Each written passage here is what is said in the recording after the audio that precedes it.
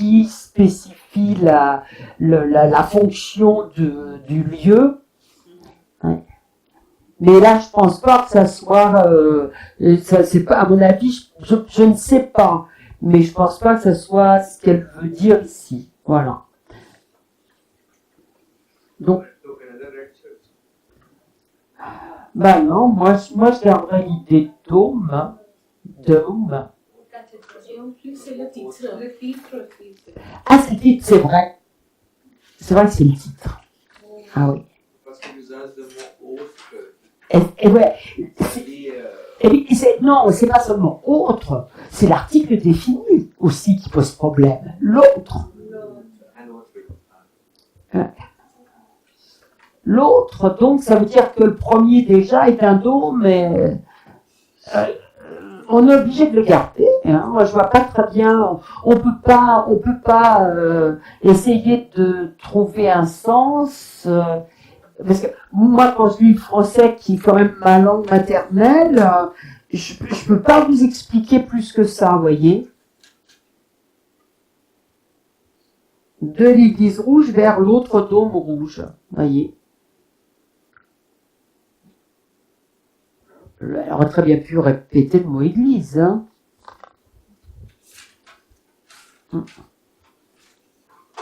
Très curieux. Alors, allons-y. Généralité Suède. Alors, bon, alors. Donc, qu'est-ce qu'on va mettre pour généralité?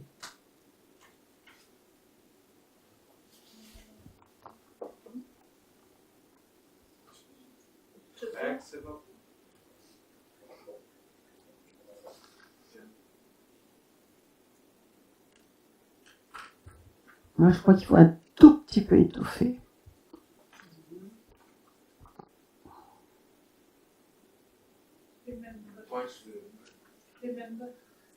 Oui, remember serait bien, oui, d'autant qu'elle met des points d'exclamation après. Oui, je sais pas, moi, je pensais à quelque chose du genre. Oui, allez-y. À trivia. Ouais, moi, je suis pas sûre que je le mettrais dans. Je suis pas sûre que je le mettrais. Oui, moi, je suis pas sûre que je le mettrais dans cette catégorie-là, parce que justement, les moustiques, c'est pas rien. Hein. Et c'est vrai que quand on voyage en été dans ces pays-là, franchement, c'est l'invasion des moustiques. Hein. Je sais pas. Pardon? C'est plus que des observations, là. C'est vraiment... parce qu'après, elle dit bâtonnet de miga, hein, c'est-à-dire qu'il va falloir qu'elle s'achète de ces bâtonnets qu'on doit faire brûler, etc. Voilà. Bon. Non, moi, je mettrais... Je pensais à quelque chose comme general information. Common knowledge. Ouais. Common facts, ouais. Oui, c'est pas mal cette... voilà. Oui.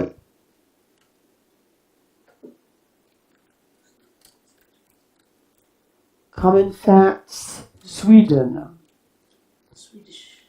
Non, c'est Suède. Là, c'est vraiment en style télégraphique. Donc, elle parle de la Suède. Hein. Là, il n'y a pas de construction grammaticale, hein, ou about, ou quoi que ce soit. Hein. C'est vraiment ça. Voilà.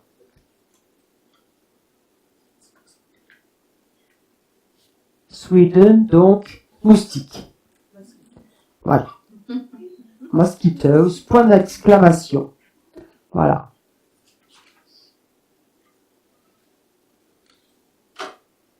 Mosquitoes. Alors après, bâtonnet de miga. Hein, alors elle vous met entre parenthèses que miga, c'est moustique en suédois. Voilà. Alors comment est-ce qu'on va les appeler, ces bâtonnets?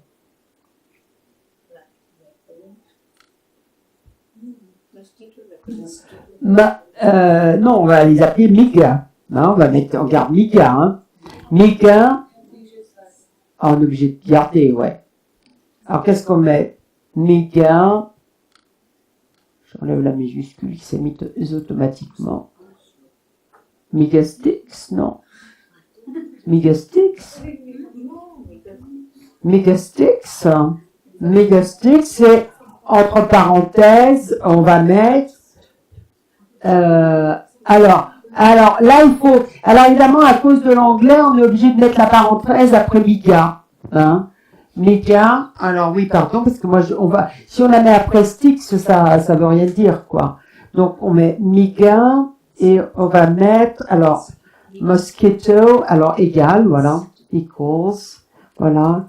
Mosquito in Swedish. Et là, c'est Swedish. In Swedish. Voilà.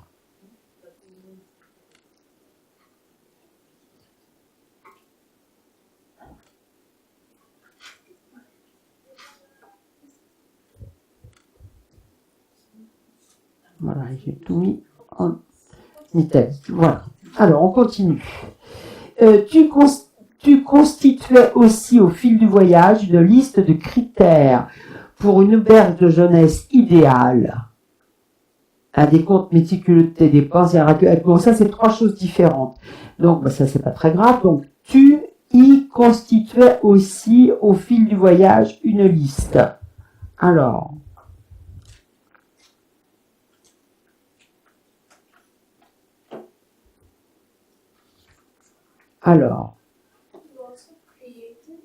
Oui. Alors, qu'est-ce qu'on va trouver d'autre comme mot éventuellement? You also created a list, made a list, oui. Le constituer est un petit peu compliqué en français, si je puis dire. Voilà. Made a list, oui. Created a list. Created, on a dit les deux. Created a list, made a list, oui.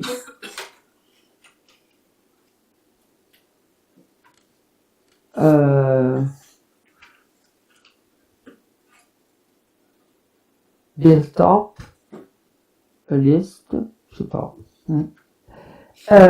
Alors, et là, je pense qu'on va peut-être faire comme tout à l'heure, comme vous l'aviez suggéré, au fil du voyage, voilà. Non, c'est, je sais pas si le long journey, oui, je préfère peut-être le while traveling, ou voilà. During, oui. During the journey, oui. During the journey. In the course of the journey. In the course of the journey, oui. In the course of the journey. Voilà.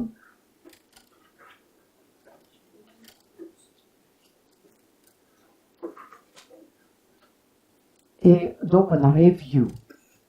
Voilà. During the journey, the course of the journey, while traveling. Je note tout dans la mesure où c'est pas inacceptable. Après, on pourra mettre un peu d'ordre. You also created or you also made a list. Alors, des critères pour une auberge de jeunesse idéale. A list of, on dirait, hein? Do's and don'ts. Oh non, ah non.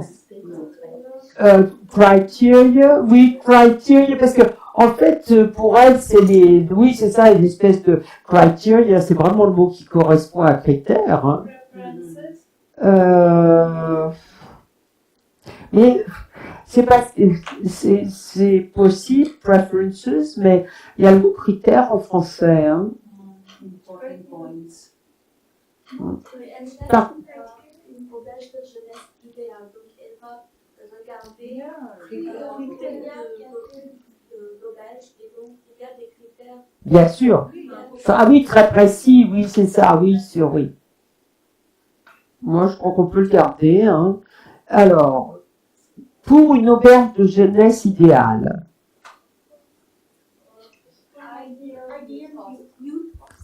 For, oui, vous disiez for.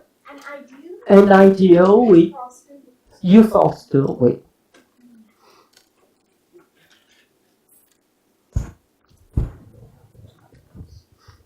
Alors. Et après, c'est autre chose. un décompte méticuleux de tes dépenses. Oh oui, ça, je me souviens de l'avoir fait. J'ai peut-être encore des choses qui traînent. Je suis pas sûre parce que j'ai beaucoup jeté dans des déménagements. Où vraiment, c'est vrai, quand j'étais jeune, quand on est jeune et qu'on travaille avec, et qu'on voyage avec un budget serré, qu'on veut faire beaucoup de choses, donc on compte tout, on marque tout, le ticket de bus, le verre de ceci, voilà, quelques petits sous, rien du tout, oui. Et c'est d'ailleurs intéressant parce que quand on retrouve des choses comme ça des années après, avec le changement de situation en général, puisqu'on n'a plus les mêmes revenus, le changement de l'évolution du coût de la vie et tout ça, ça fait très étrange. Alors, oui. Donc là, on est sur un décompte méticuleux de tes dépenses. Alors, oui, detail, oui, c'est ça, hein, on va pas, voilà. Detail, voilà. Account of expenditure. Detail, moi je dirais pas account. Extension. Parce que on est vraiment, là en fait, on est vraiment dans la liste encore, hein.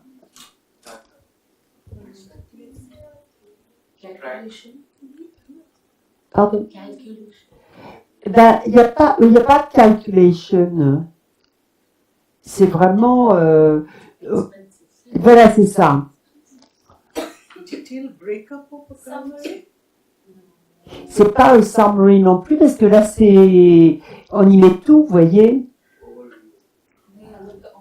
En fait, il faudrait un synonyme. Moi, je ne verrais guère qu'un synonyme du mot liste. Je vais regarder si mon dictionnaire me sort quelque chose.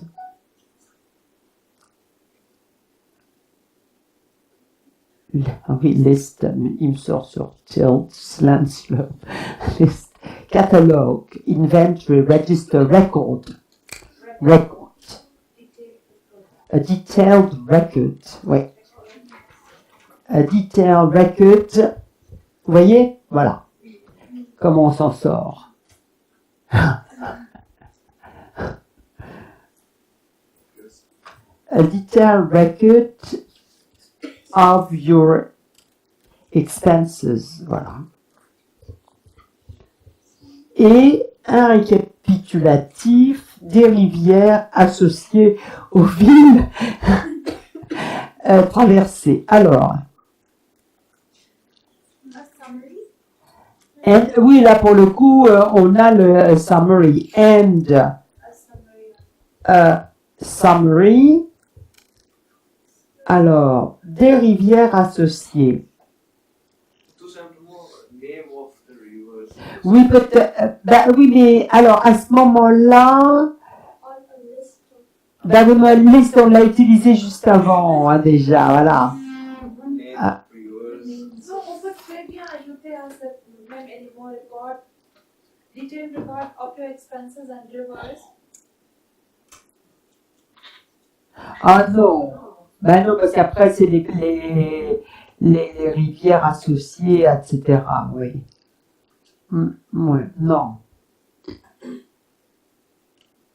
Flowing through the rivers, cities, river. Et un récapitulatif. Comment est-ce qu'on pourrait mettre cette idée-là sans avoir effectivement, en procédant à une transposition, quoi. Alors, made a less than and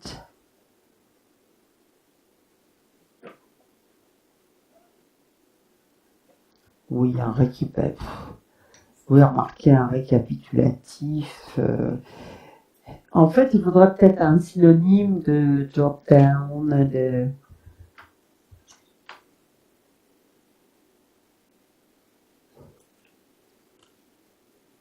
j'ai presque envie, mais là, ça va répéter le mot. Vous voyez, au sens de shortlist, vous voyez.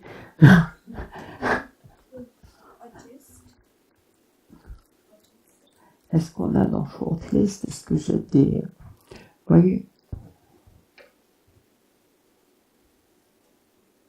Non.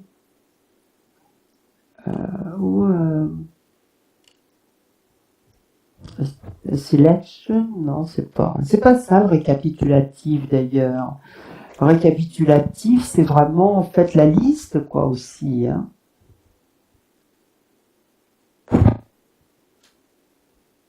Bon, on va rechercher. A list of criteria, a detailed record of your expenses, and je crois que oui, il faut mettre the names of rivers parce qu'on va pas s'en sortir, hein. Oui. On pourrait dire un recap of the rivers. Parce que Après. Oui.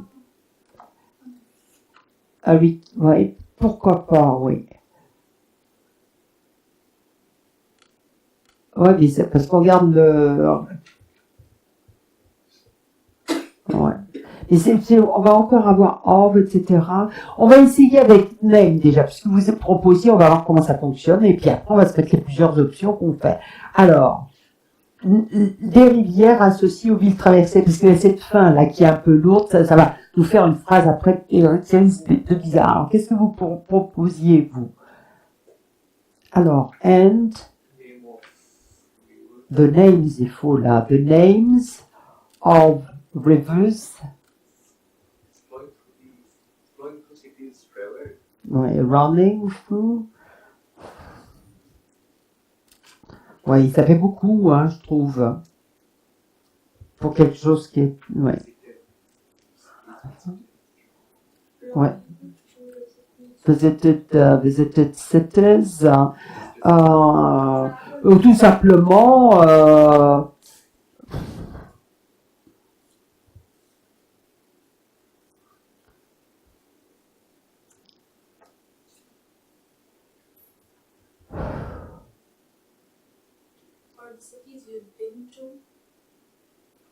ce qui m'intéresse, c'est de l'économie.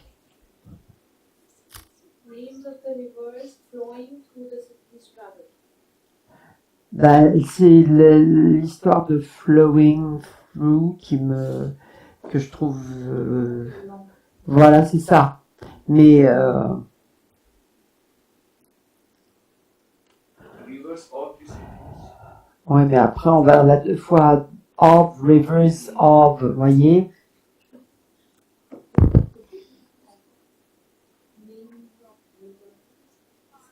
Name of Rivers name. the names of huh.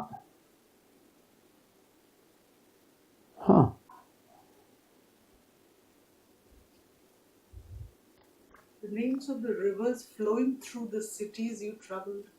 Et c'est ce qu'on a mis plus ou moins the names of the rivers flowing through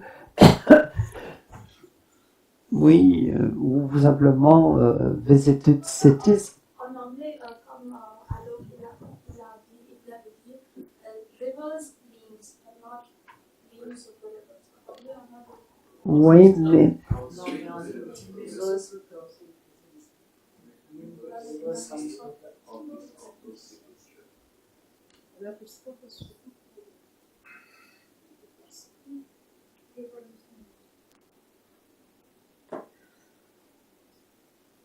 c'est pour ça que si on commence à rajouter récapitulatif avant ça, ça va nous l'alourdir un peu plus ce segment de phrase. Hein, parce qu'avant, on n'est pas trop mal sorti. A list of criteria for an ideal youth hostel, a detailed record of your expenses, and the names of the rivers flowing through visited cities. Oui. C'est peut-être moi qui me pose des questions pour pas grand-chose, hein.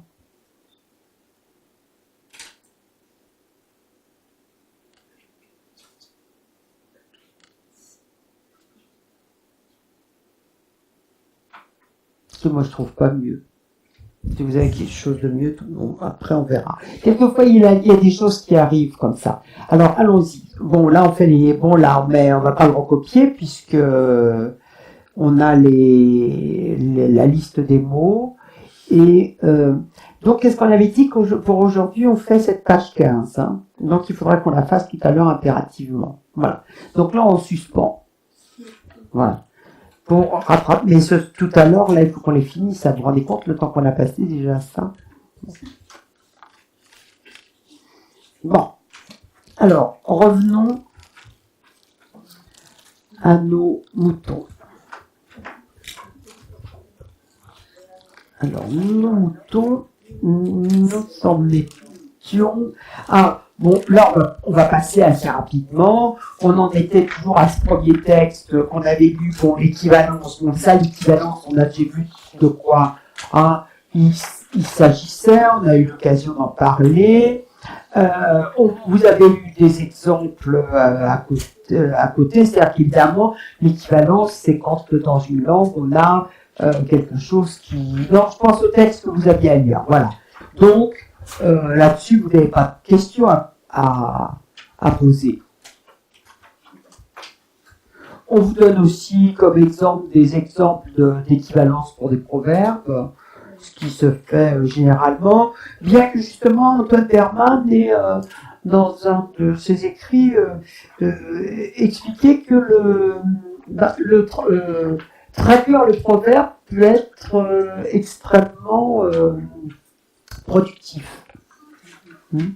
Parce que c'est vrai qu'un proverbe est éminemment métaphorique. Voilà. Et un chien dans un jeu de quilles, en plus, bon, je m'imagine en train de traduire un taureau dans un magasin de porcelaine. Il n'y a pas, vous voyez, vraiment besoin d'équivalent pour comprendre ce que ça a comme sens. Voilà. Et par contre, au niveau si vous voulez, de la référence, notamment culturelle, etc., ça peut avoir un intérêt. Ça peut présenter un intérêt. Alors, bon, l'adaptation. Donc là, c'est la dernière. Alors, est-ce que vous avez des questions à poser sur l'adaptation?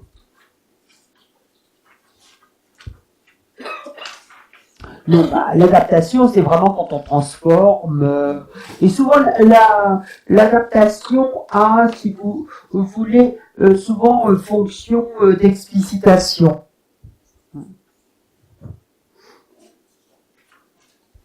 C'est-à-dire que, vous voyez, quand on a la traduction de ce film, là, 3 hommes et un couffin, l'adaptation du titre, bon, après les 4 traductions de titre, c'est quand même un petit peu autre chose, mais bon, je vois pas pourquoi, si vous voulez, l'idée de, là, on a changé, vous voyez, on a adapté en procédant à une modulation, pourquoi l'introduction du mot baby nomme véritablement la chose, quoi. C'est l'histoire de ces 3 hommes qui se retrouvent avec un bébé sur le bras. Donc, on voit bien que là, cette adaptation explicite nettement, et comme ça, on sait à quoi on va s'en tenir dans le film. Voilà. L'adaptation est, disons que en général, là, bon, il y a des exemples de titres de films, dans un texte littéraire, est quand même souvent, on va dire, va correspondre à un non-respect stylistique de l'original. Mais, par contre, il va y avoir des types de textes littéraires où on va très souvent parler d'adaptation, parce qu'on va pas utiliser le mot traduit, on va utiliser le mot adapté. Et c'est très souvent le cas de ce qui est pour le théâtre.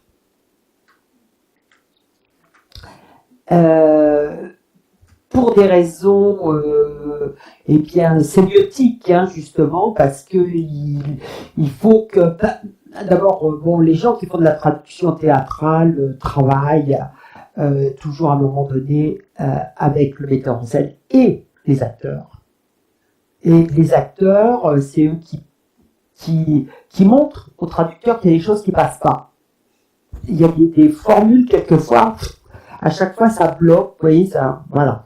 Donc c'est pour ça qu'on est obligé d'adapter au niveau des sons, de la fluidité de certaines phrases. Il y a des choses, voilà, sont difficiles.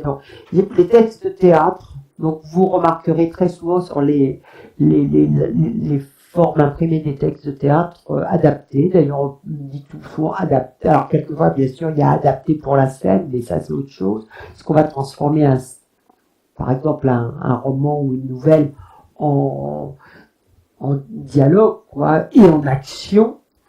Et puis pour le cinéma aussi. L'adaptation. Alors là, c'est parce que les critères du sous-titrage, du doublage, obéissent à des contraintes. Alors, bon, on va pas parler de ça, de toute façon, parce que c'est pas l'objet, mais juste pour vous donner quelques mots, les contraintes du sous-titrage, c'est qu'il y a un nombre d'espaces donnés. Donc, pour chaque image, vous voyez, donc vous avez les images, la durée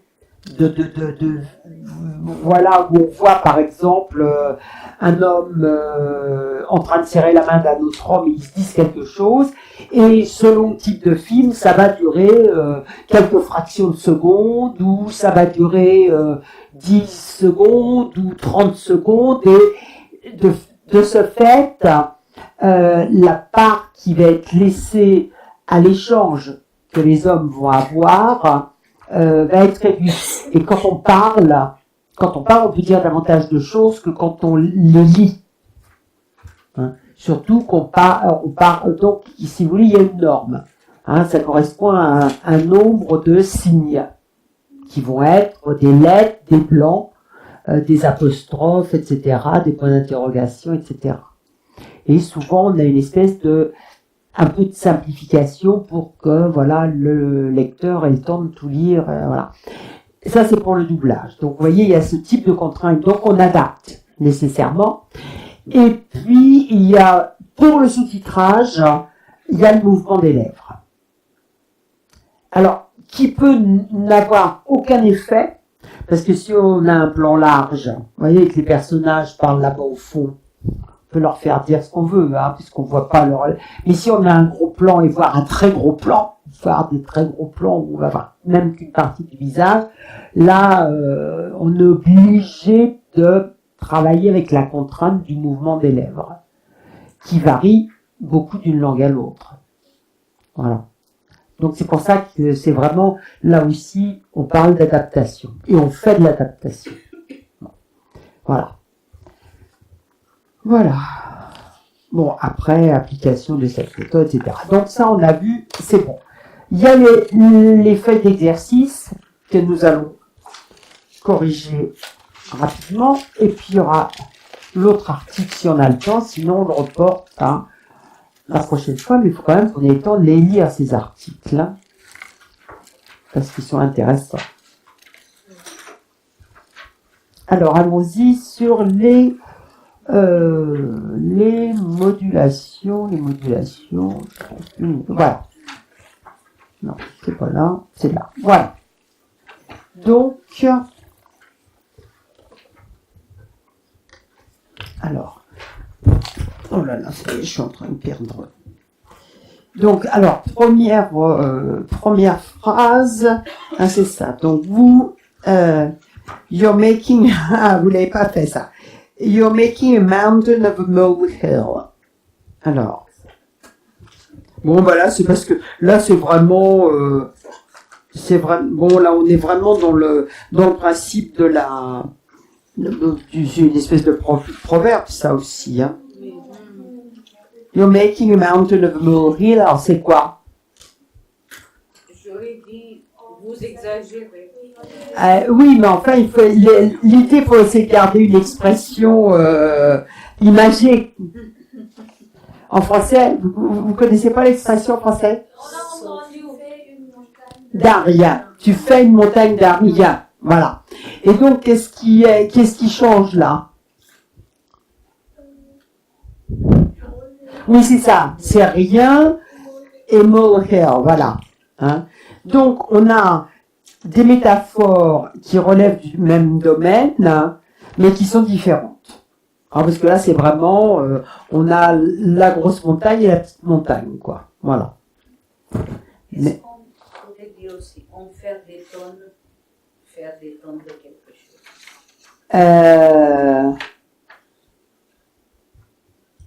Oui, ça pourrait se dire. Ça, on l'emploierait peut-être pas tout à fait dans les mêmes circonstances, oui. Oui. En faire des tonnes, oui. Alors, le suivant, c'est la phrase oui, avoir du pain sur la planche. Alors, non, Have your hands full. ouais. L'expression qui... To have your fingers in too many pies. Oui, c'est un peu ça. Mais il y a une expression en fait qui m'intéressait dans l'âge, c'est have a lot on one's hands. Have a lot on one's hands. Et donc là, on a véritablement have a lot on one's hands. On a vraiment un décalage métaphorique là, plus ou moins marqué. Et on a véritablement une métaphore cliché en français. Hein. Avoir du pain sur la planche, voilà. Alors, prospect, ça c'est ça, celle d'après. We're not necessarily brighter.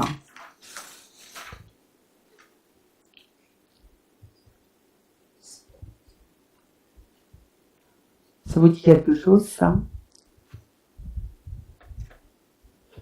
Les lendemains ne chantaient pas. Les lendemains ne chantaient pas. Ouais, si on a de chanter, on peut l'avoir au présent, hein, là c'est au passé, mais ça peut être au présent ou au futur, ou le temps n'a pas d'importance. Et là aussi, on a le même cas précédemment, on a un décalage métaphorique qui est plus ou moins marqué, avec justement une métaphore cliché en français. Hein. Les lendemains chantent. Alors d'ailleurs, là en fait, c'est intéressant parce qu'on a implicitement, on va dire implicitement, une figure de style qu'on appellerait l'hypallage. Enfin, l'hypallage, même pas, parce qu'en principe, ça s'applique aux adjectifs, mais parce que chanter, c'est pas les gens qui chantent, mais ce sont les personnes, quoi, donc ça s'appliquerait à quelqu'un d'autre. Mais enfin, bref, ça, c'est du... Alors là, la suivante, c'est it.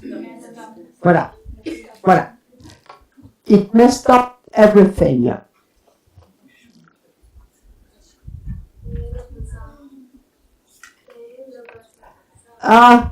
Oui, c'est vrai qu'on pourrait dire ça, oui. Ça pourrait dire ça. Mais que, là, on est dans une forme d'équivalence, en quelque sorte, quoi. Voilà. Mais là, ouais, ça a tout fichu par terre. Ça a tout fichu par terre. Mais bon, aussi ça, voilà. Hein, ça, voilà. Donc, on a vraiment là une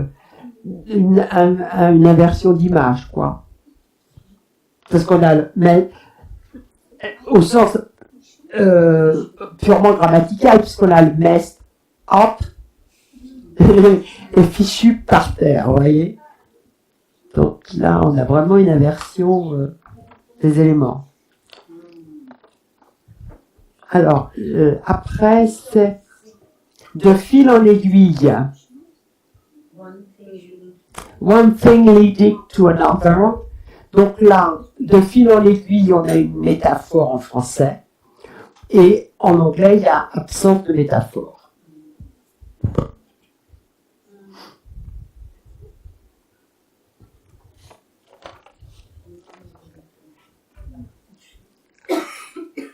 Alors, en 6, c'est le...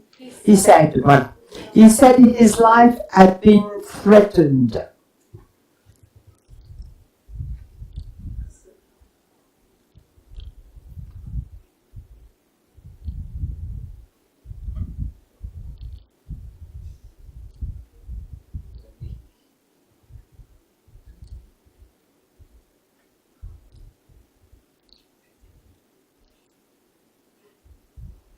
Là, on est vraiment comme l'histoire de health insurance, c'est l'assurance maladie, on a vraiment l'inversion de point de vue. Il a dit, ou il disait, enfin là sur le temps, ça n'a pas d'importance, avoir reçu des menaces de mort. Donc on a le changement de point de vue, là l'inversion du point de vue, puisqu'on a mort en français et life en anglais. Il disait avoir reçu des menaces de mort.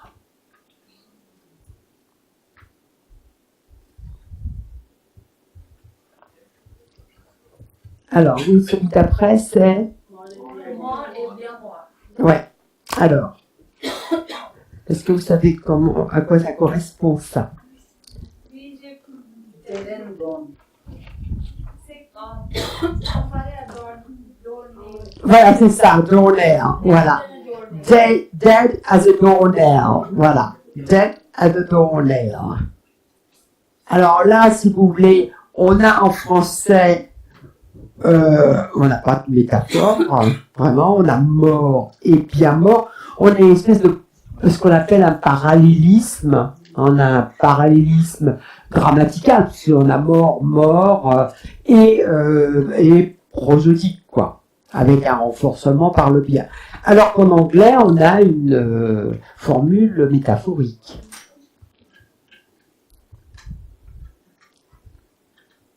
Have a cup of tea. Voilà. Alors, comment est-ce qu'on dit ça en français? Café ou quoi? Café. Non, je veux la phrase complète. Have a cup of tea. Voilà, vous allez chez quelqu'un, qui va d'ailleurs vous dire aussi, ça va être aussi have a cup of tea. Et alors, c'est quoi la différence là? Vous voulez du thé? Oui, elle est grammaticale. Ouais. En anglais, on a l'impératif, on a donc une injonction. Et en français, on a une interrogation, une question. Voilà. Oui, voulez-vous, veux-tu, enfin après là, c'est autre chose. Mais voilà, exactement. C'est au niveau grammatical que ça se situe. Ouais. Et ça, c'est des choses auxquelles il faut penser quand on traduit.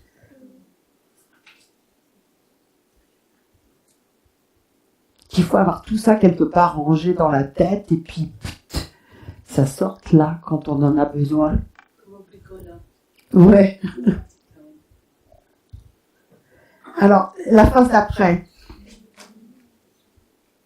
Elle ajouta après les autres, voilà.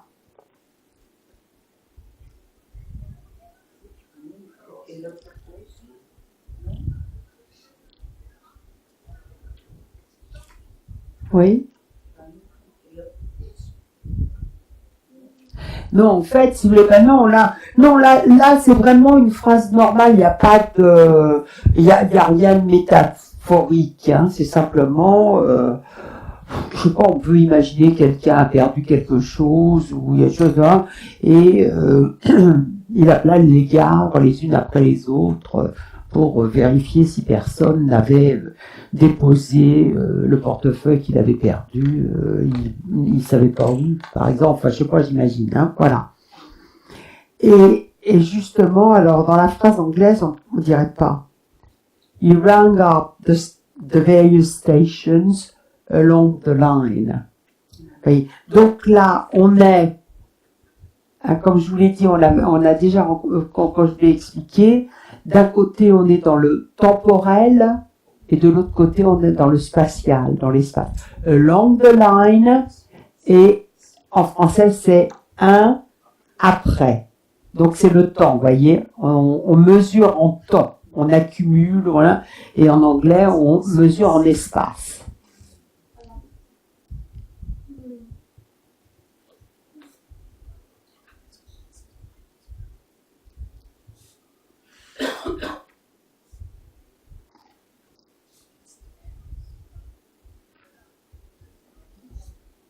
He rang up. Vous voulez la phrase?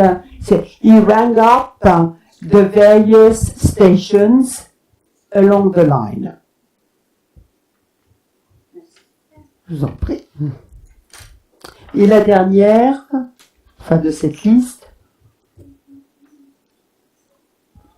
It's not done much work for the stage. oui, is not done much work for the stage. Il n'a pas d'expérience du théâtre. Oui, c'est ça, il n'a pas d'expérience ou il a peu travaillé du théâtre. Et c'est là qu'on a la différence entre stage et théâtre. On a la partie pour le tout. Parce que le théâtre, bon, dans ce sens-là, hein, c'est le lieu, c'est tout, hein, où il y a les sièges, la scène, les éclairs, il y a tout. Le bâtiment, il y a tout. Alors qu'en anglais, the stage, c'est simplement l'endroit où se tiennent les acteurs. Donc on a véritablement la partie pour le tout.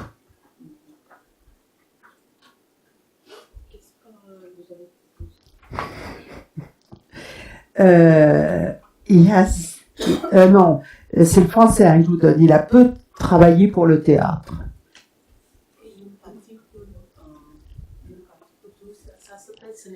Oui, c'est ça, c'est la synecdoque. Synecdoque, oui. En fait, c'est le même mot, c'est un mot grec, hein, tout ça. Oui, synecdoche. Ça s'écrit pas pareil à la fin, puisqu'en anglais c'est CHE, et en français c'est QUE. Voilà. Voilà. Synecdoche. Oui, c'est ça, exactement. Alors, donc allons-y, là on est, la question, le travail c'est modulation impliquée par la traduction d'expressions de niveau de langue familier. Alors, comment est-ce que vous allez traduire ça? Non, je vais pas traduire. Make both ends meet. Joindre les deux bouts, oui. Joindre les deux bouts. Joindre, Joindre, les deux bouts. Ben, ça s'utilise en général, ben, c'est quand tout à l'heure elle faisait les comptes pour son voyage, vous voyez, c'est ça. C'est que en général quand on a des phrases, c'est toujours un peu presque la même forme, ça paraît, il n'arrive pas ou elle n'arrive pas à joindre les deux bouts. C'est-à-dire que il manque, à la fin du mois, il n'y a pas assez d'argent pour finir le mois et pour que tout soit voilà, en équilibre, on va dire. Alors, la suivante, c'est... Up to her, his eyes in debt. Voilà. On néglige beaucoup. Oui.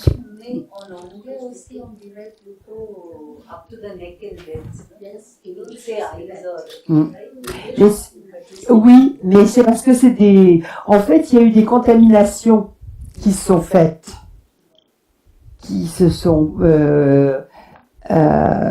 d'une langue à l'autre, il y a des choses qui se disent en français maintenant qui se disaient pas il y a 50 ans. Vous voyez? Ouais.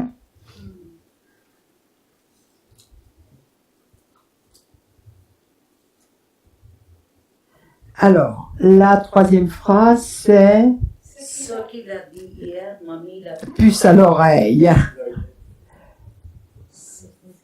Oui, c'est ça. Oui, ça peut être ce que vous dites, alert, me, set me thinking, voilà. What he said yesterday set me thinking. Et vous constatez que, bon, l'anglais n'a pas de... Il n'y a pas de figure du tout, là. Il n'y a pas de métaphore. Alors que le français, la puce à l'oreille, donc... vous imaginez, donc oui, ça vous démange, quoi. Le suivant, he chickened out at the last minute.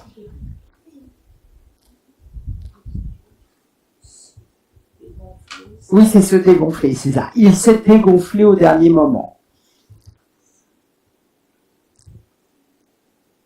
Donc là, vous voyez, là, on est dans des cas de, voilà, d'images totalement différentes. Le point de vue est complètement différent.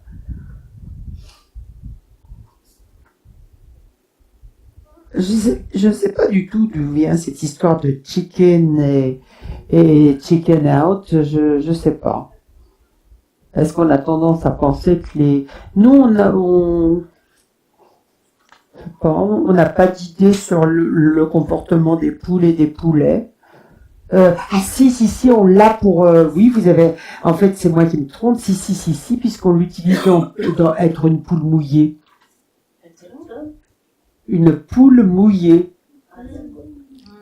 Être une poule mouillée, c'est justement être quelqu'un qui a peur, quoi, qui fait pas qui va pas prendre de risques. Voilà. Oh, t'es une poule mouillée. Quelle poule mouillée? Ah non, je veux pas y aller. Je veux pas. Quelle poule mouillée? Voilà. Non, je veux pas le faire. Poule mouillée. Donc si, alors il y a cette image négative de la poule ou du poulet dans le français. Mais là, c'est vraiment se dégonfler, voilà. En français, c'est se dégonfler. Voilà. Et d'ailleurs, ça, je ne peux pas m'empêcher de voir, quand je vois cette tournure-là, de penser à cette chose qui m'avait terriblement choqué il y a bien longtemps. C'était dans La Fureur de vivre avec James Dean. Donc, bon, j'ai pas vu quand le film est sorti, mais je l'ai vu après, je l'ai vu plusieurs fois. Et à un moment donné, ces jeunes, ça se passe aux États-Unis dans les années 50, et puis James Dean, il a dû se tuer dans les années 60, par là. Et ils font une course, genre de truc idiot, quoi, de jeunes, d'adolescents. Ils conduisent des voitures, vous voyez, il y a un précipice comme ça, voilà. Et donc ils font la course, voilà. Ils font la course, hein, et c'est celui qui va jusqu'au plus près du précipice qui gagne. Et donc il saute de la voiture. Alors évidemment, après la voiture tombe dans le précipice, et voilà, et il saute, voilà. Et bon, alors c'est une scène célébrissime, si vous voulez, de La Fureur de vivre. Et dans la traduction, alors donc il y a tous les jeunes qui sont là, chicken, allez, chicken. Et ça a été traduit par la course à la cocotte. Je vous garantis, tu fais la course à la cocotte. Quand j'ai vu ça, je me suis quand même d'abord posé des questions. Je me suis dit, c'est bizarre. Tiens, ils appelleraient donc ça là. Bah oui, moi je connaissais pas ce genre de jeu, idiot d'ailleurs. Mais non, la course à la cocotte, voilà. Donc parce que la personne qui donc faisait le sous-titrage à l'époque avait pas compris que chicken, ça voulait justement dire poule mouillée, quoi. Ici, dégonflé. Voilà. Et ça, j'avoue qu'elle est pas mauvaise, celle-là. Alors, la phrase suivante. Alors. Pardon? Ah oui, d'accord, oui.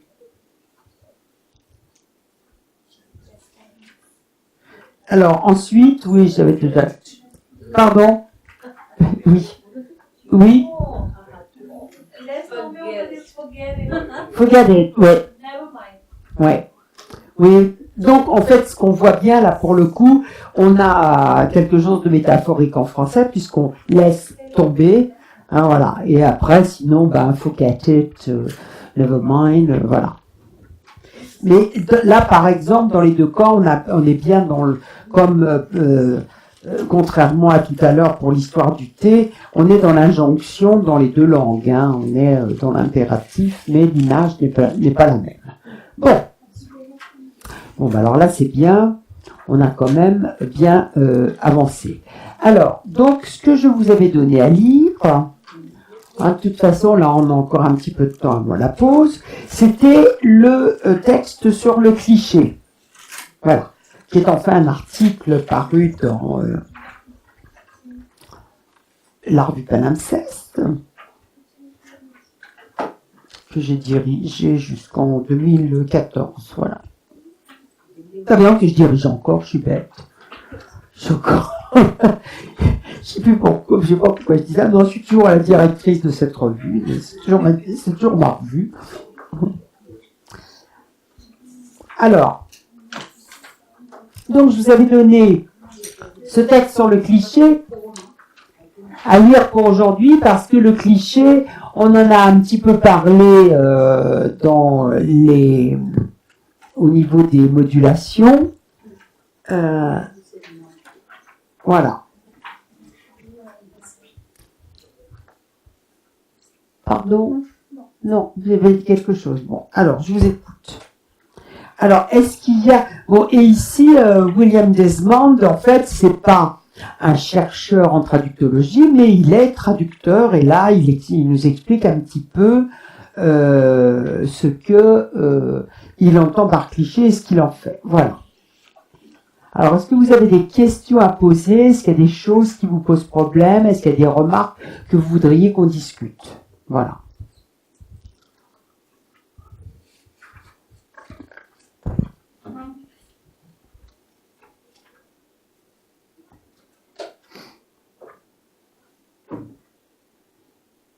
Ici, on essaie de trouver des équivalents, c'est ça?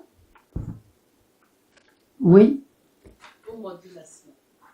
Ah oui.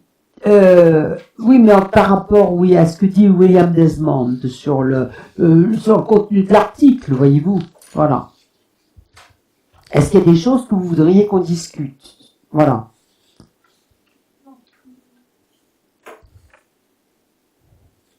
Parce que, bon, je vois par exemple à la page 57, bon, ce qui est toujours bien dans les articles, comme ça, c'est de voir où les questions se posent. Et là, il soulève une question intéressante pour un traducteur. Donc, le deuxième paragraphe, là, mais, quand on est simplement traducteur, peut-on introduire un cliché là où il n'y en a pas dans le texte de départ? Et ça, c'est exactement... on est là ensemble et régulièrement, je vous ai entendu depuis là 3 jours me dire mais est-ce qu'on peut dire ça ou est-ce qu'on pourrait dire ça ou voyez, bon. Alors déjà,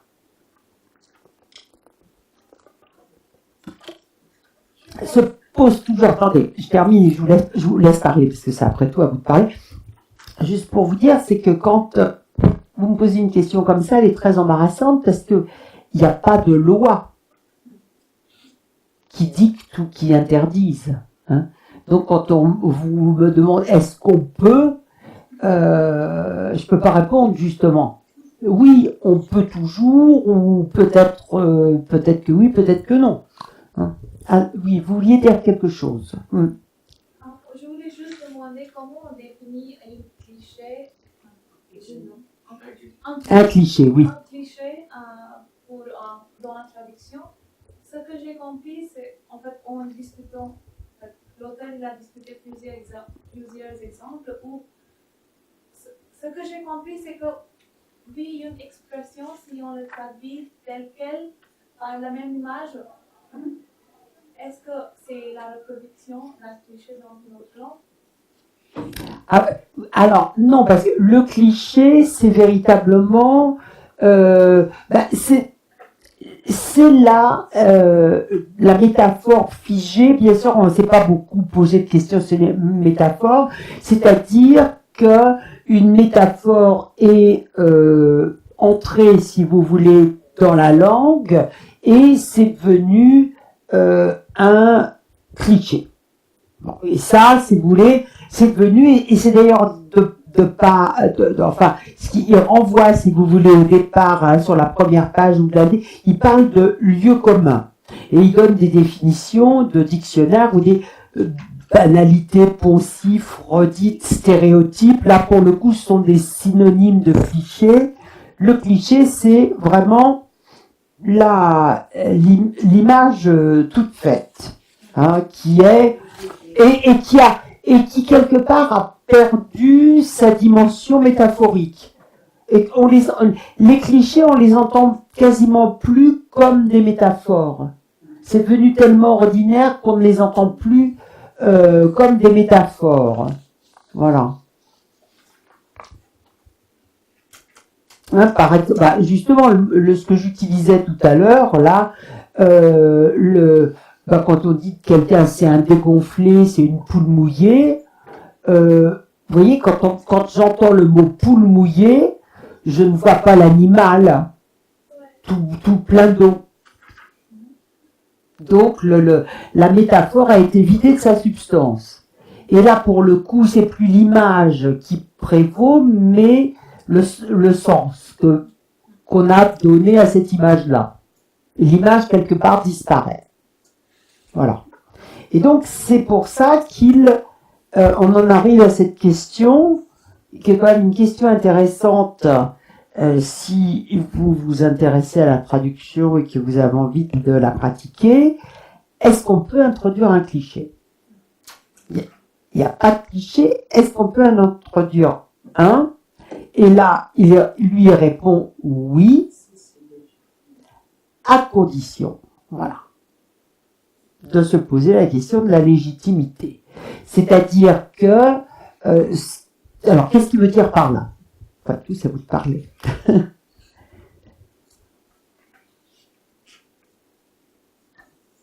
Si ça justifie le contexte ou ça reproduit l'image introduite dans la langue source, oui, dans cette condition, oui.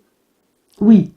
Alors, oui, c'est une possibilité. Oui, c'est une possibilité. Mais il peut y avoir d'autres légitimations. Voyez. Ça peut être déjà une question d'économie syntaxique, voyez.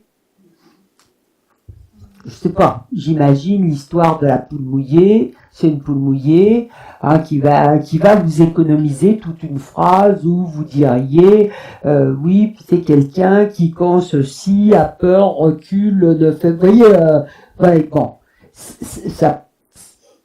Alors que le texte original est très réduit. Vous voyez, il peut y avoir des raisons syntaxiques. Qu'est-ce qu'il peut y avoir comme autre raison? Une raison très importante.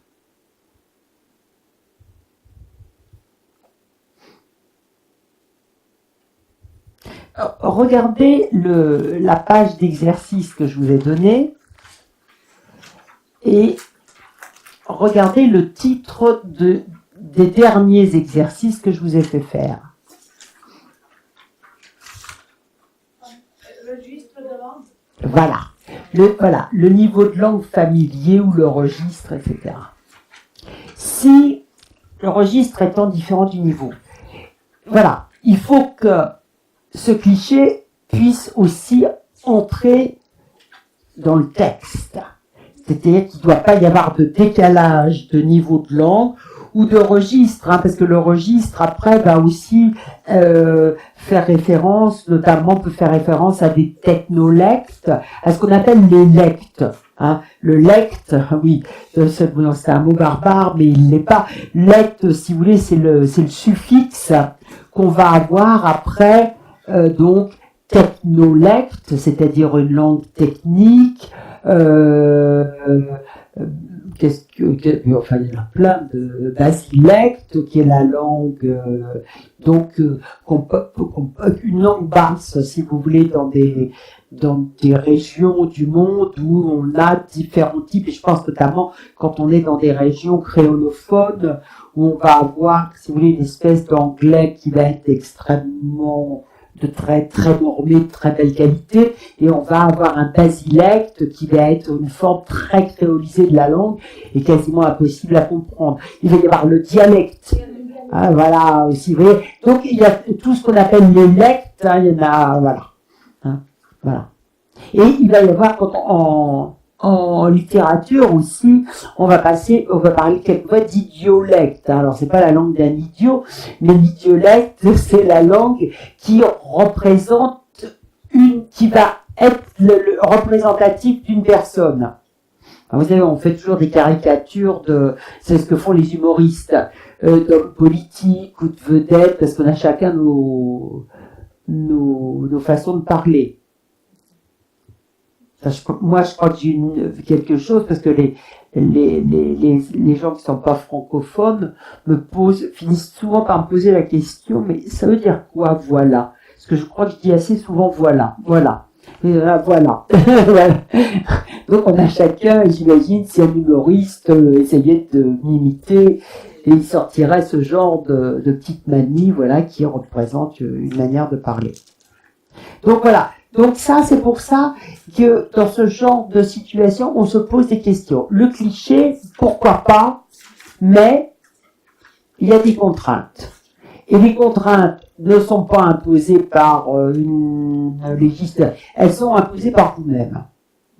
Vous-même qui vous posez la question de la nature du texte, donc le registre dans lequel il s'inscrit, etc. Voilà. Hein? Donc là, c'était un endroit où je voulais vous... Philippe, Alors. on pourrait avoir des contraintes culturelles aussi. Bien sûr. Bien sûr. Oui, bien sûr. Et notamment des contraintes culturelles, notamment de l'ordre de l'interdit, si je puis dire. Des choses qui ne seraient pas possibles d'introduire parce que ça deviendrait choquant. Oui, oui. Surtout, en fait, en ce qui concerne les publicités traduites vers le monde arabophone, Oui. il y a beaucoup de choix variés. Il ne faut pas être trop en fait, ouvert, Libre, ah oui. libre à propos des parties du corps de femme ou quelque chose. Oui. Mais même l'anglais, bon, maintenant les choses ont évolué, mais jusqu'à pas très longtemps, en Angleterre, de là à là, le corps, c'était vraiment tummy, stomach. On parle de stomach. Et le stomach est un mot très difficile à traduire.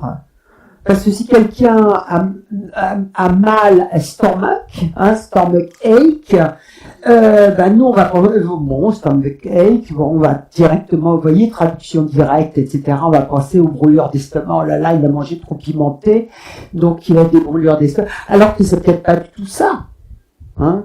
C'est peut-être une douleur qui se situe avant. Ça, c'était une grosse différence qu'il y avait entre le français et l'anglais. Où le français va vous donner tous les organes que vous pouvez avoir dans le ventre sans problème, alors que l'anglais, très discret, va avoir une espèce de terme général. Voilà. Voilà. Donc, bien sûr, alors après, oui, il y a bien entendu ce type de questions. Est-ce que vous auriez d'autres choses ?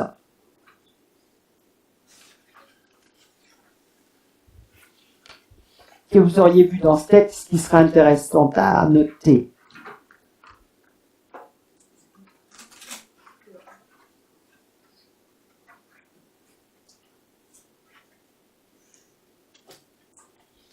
Il y a, là, quand on arrive à la page 59, les questions justement de vie, de survie, de mort des expressions. Hein, d'ailleurs, on l'a évoqué tout à l'heure, inconsciemment, sur l'histoire des yeux, des coups, du cou, etc. Il y a des expressions qui disparaissent. Il y a des phénomènes de mode. Et là, il faut toujours bien, même si le texte n'est pas très très ancien, parce que lui donne des exemples du 19e siècle, mais même en langue contemporaine, il y a des choses qui se disent aujourd'hui, mais qui se ne disaient pas il y a 10 ans ou il y a 20 ans. Il y a des choses qui se disent dans certains milieux et pas dans d'autres. Donc là, on relève véritablement la presque aussi du phénomène de mode. Et là, si vous choisissez un terme qui était utilisé il y a 20 ans pour un texte contemporain, il va y avoir un décalage, et inversement. Voyez ? Donc, il y a des clichés. C'est vrai pour les clichés, mais là, c'est surtout très très vrai pour les clichés. Parce que le cliché est très souvent quelque chose de marqué dans le temps.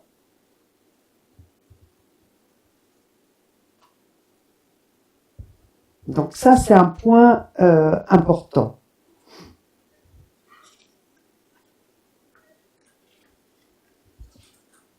Alors ensuite...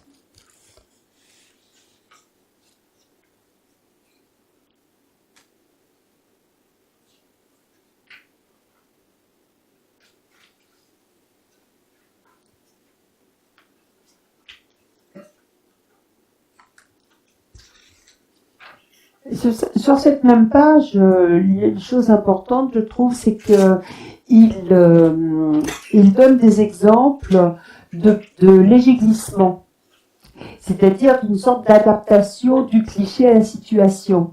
En donnant des exemples. Ça, c'est très intéressant, puisqu'ils disent se partager le gâteau, si on remplace par tarte, voilà, ça pose pas de problème, etc.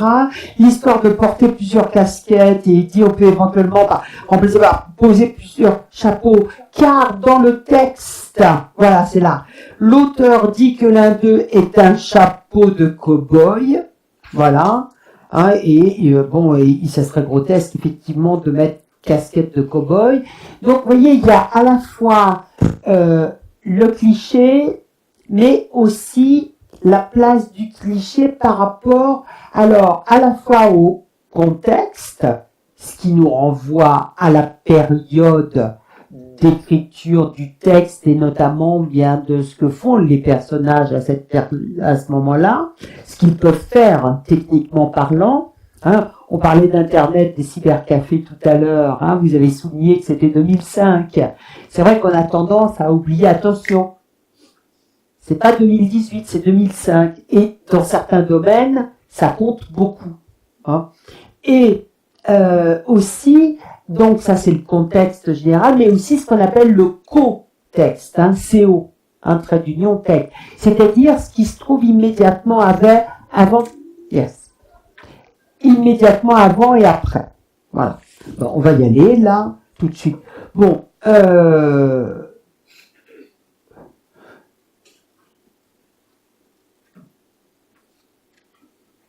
on verra quand même si vous avez quelques questions tout à l'heure, après qu'on boucle une bonne fois pour toutes cet article, que je trouve quand même très intéressant sur l'utilisation des clichés ou non, pour savoir si... Je sais que quelquefois on a tendance à penser que les clichés, et même moi souvent à penser que utiliser des clichés c'est une mauvaise chose, mais c'est bien aussi de lire des textes de personnes qui vous disent non, vous pouvez aussi utiliser des clichés, mais dans certaines circonstances.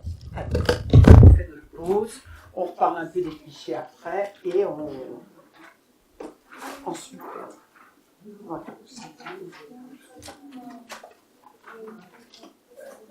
Comme ça, on va arriver à retrouver un peu.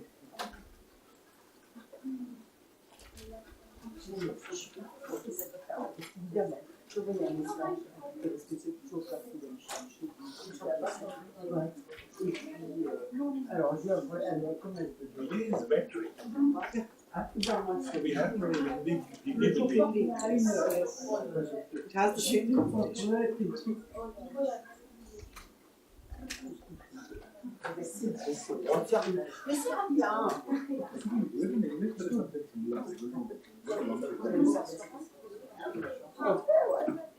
d'accord.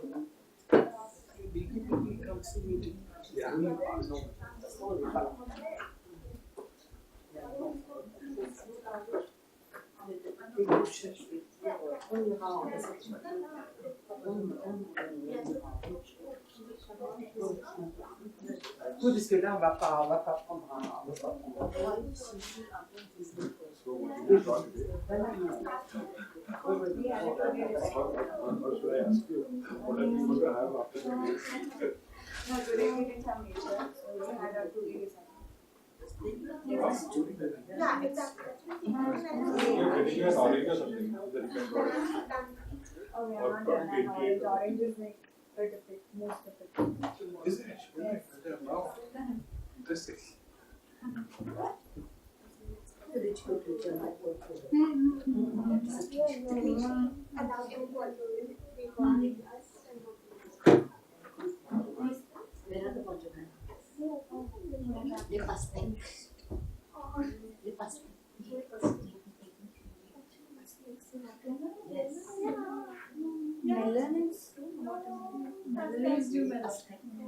What is melon? A melon. The yellow one. We want to see passport. Yeah, juice. petits enfants qui doivent mémoriser les fruits et tout ça. Donc, À mon âge, je ne peux pas mémoriser. Quand j'étais